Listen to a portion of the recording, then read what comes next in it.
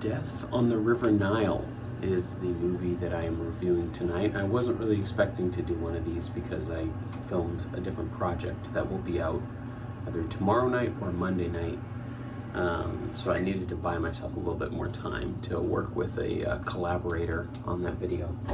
But this is a movie that was on Hulu, which is very hit or miss, but it was a big movie. It's an Agatha Christie novel made into a movie starring Gal Gadot and some other notable names, including Russell Brand, believe it or not, who's, I guess, back on the acting circuit after a very interesting alternative career that we should look into.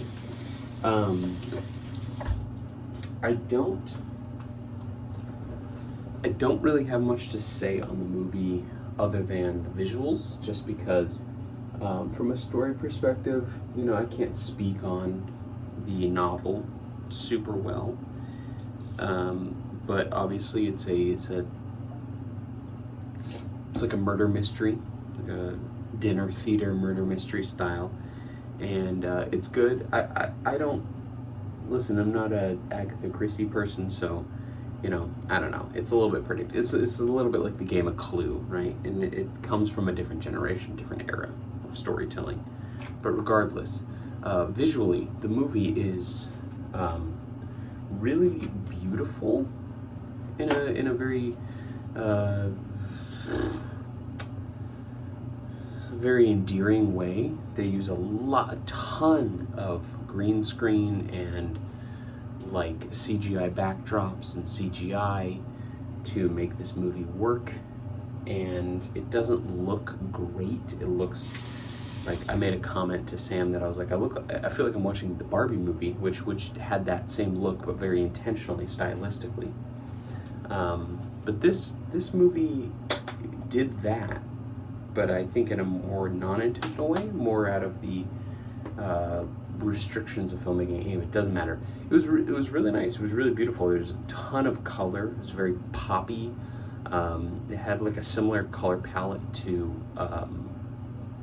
the Great Gatsby movie, in that the colors were very reminiscent of the 20s 2D art style, and everybody had very tan skin, a lot of accentuation on contrast and shadows, and the way that the sun and the light was hitting them, and then these like popping blue eyes, and everything that was white almost felt blown out. And it was really beautiful. It was a really beautiful movie. I don't know if the movie was that great personally, but I don't think it was trying to be that great.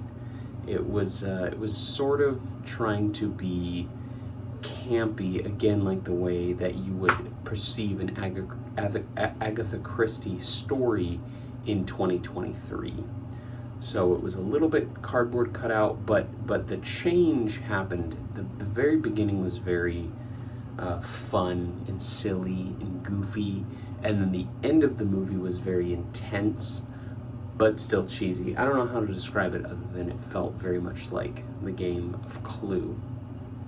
I don't know if those two things are related. I don't know if there's a AC universe that I'm not familiar with, or if that game was based off of her books, or just the genre of that time in general. I don't really know enough, but all in all, don't have that much to say about the movie. I thought it was good. It's fun. It's a fun watch. It's 2 hours. I think it was a little bit too long.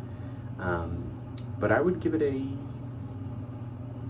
we'll call it a 5.5 out of 10 for the sake of not giving it a 5 out of 10. I think it was a little bit better than that, but it was pretty middle of the road, pretty standard.